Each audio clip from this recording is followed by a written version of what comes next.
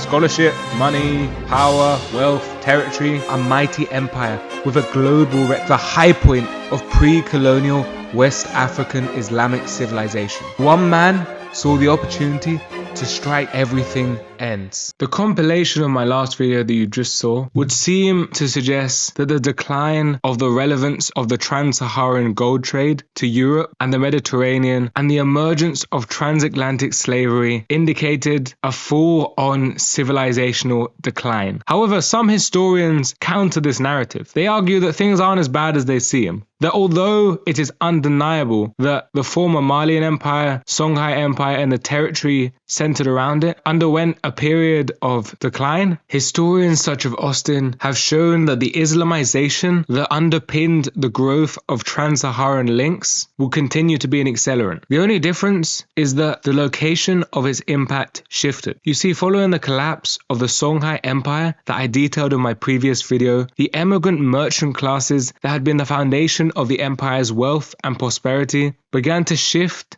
the development of their commercial networks towards Hausaland and Bornu, playing an increasingly central role in the economic and social development of the region. For example, historian Lovejoy states that Wangara, who were the merchants, founded the Muslim commercial diaspora in the Hausa and Bariba states and contributed significantly to the development of the central Sudan economy, such that by the late 16th century, and certainly in the 17th and 18th, the trade networks shifted eastwards to the Hausaland to Bornu to North Africa routes. This trade was on the back of an increasingly sophisticated agricultural civilization which had emerged by the late 16th century, largely displacing the former reliance of the Hausa and Bornoan people on slave exports. In this new regime, large settlements ranging from Katsina and Kano in modern-day northern Nigeria through to the Bornean capital of Benin, Gazagamu, would emerge as the centers of a commercial network based on the exportation of a wide range of textiles and salt. As also documented by Lovejoy, leather goods, especially footwear, bags, loincloths, cushions and fans became important manufactures by the 1510s, and within 50 years will probably be exported to North Africa through Bornu. And the signs of progress don't end there. As Austin alludes, the efficiency of the caravan routes would be boosted by innovations in business relations and desert politics. These innovations would largely take the form of the integration of the Sahara peoples into a formal commercial Islamic framework. This stemmed from the creation of a small sedentary oasis settlement through which Islamic scholarship and legal frameworks would spread to the people of the nomadic sultanates who were the backbone of Saharan caravan routes. You see, Islamic law would enable the integration of key Saharan intermediaries into wider existing North and Sahelian commercial networks, thereby boosting the efficiency of trade. Evidence from Austin suggests that these innovations and development of civilization in Bornu and the Hausalands would mean that the volume of trade in the 18th century surpassed that of the 15th or 18th during the height of the gold trade. These efficiency developments will be boosted by increasing export of slaves, facilitated by Alawite demand, in addition to imports of cowrie shells and greater outputs of ivory, gum arabic, and ostrich feathers. With this trade came a similar process of political consolidation that was seen in the prior period and would follow a similar pattern to that which I explained in a previous video. You see, the growth of larger and more powerful state monopolies on trade and security would form a symbiotic relationship with the growth of commercial networks, including trans-Saharan linkages.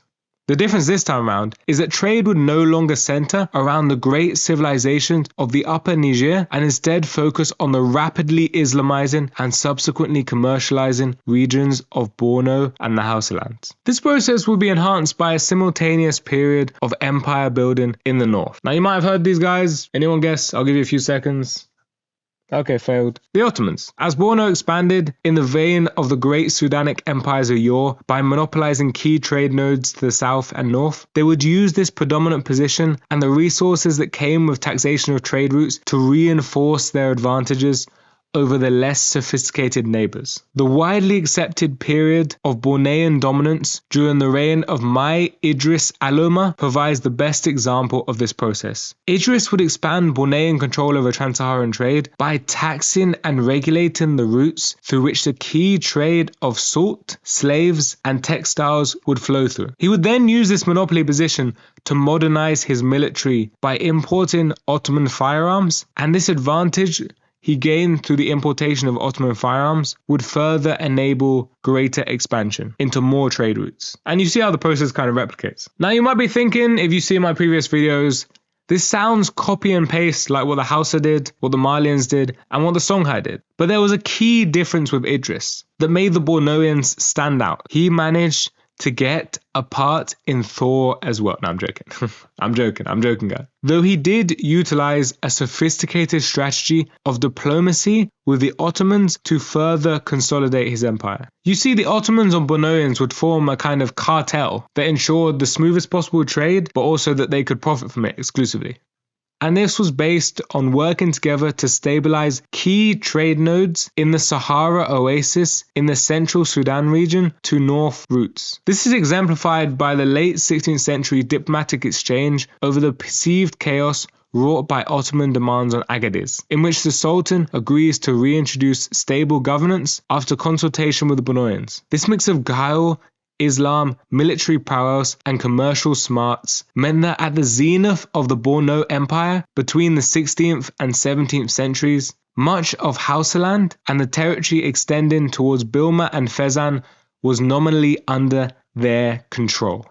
With their vast slave armies consisting of heavily armored cavalry trained in the best modern firearms, imposing a reign of terror over neighboring tribes, forcing them to live in a state of perpetual tribute, both human and material. Impressive, right? Evil a bit by modern standards, but impressive. Now I'm sure you're thinking, does that mean that the whole narrative about the collapse of the gold trade and the decline in the civilization in West Africa and their influence was exaggerated and overstated? Well, some say that. For example, Waltz argues that the discourses of decline were somewhat overstated, with Trans Saharan Gold playing a substantial role in Egypt and Libya. But on the whole, it seems to indicate that there was a decline, that the peak of power and influence represented by the Mali and Songhai Empire was never to be achieved again. As Austin clearly establishes, African gold no longer dominated Mediterranean civilization, and no trans-Saharan commodity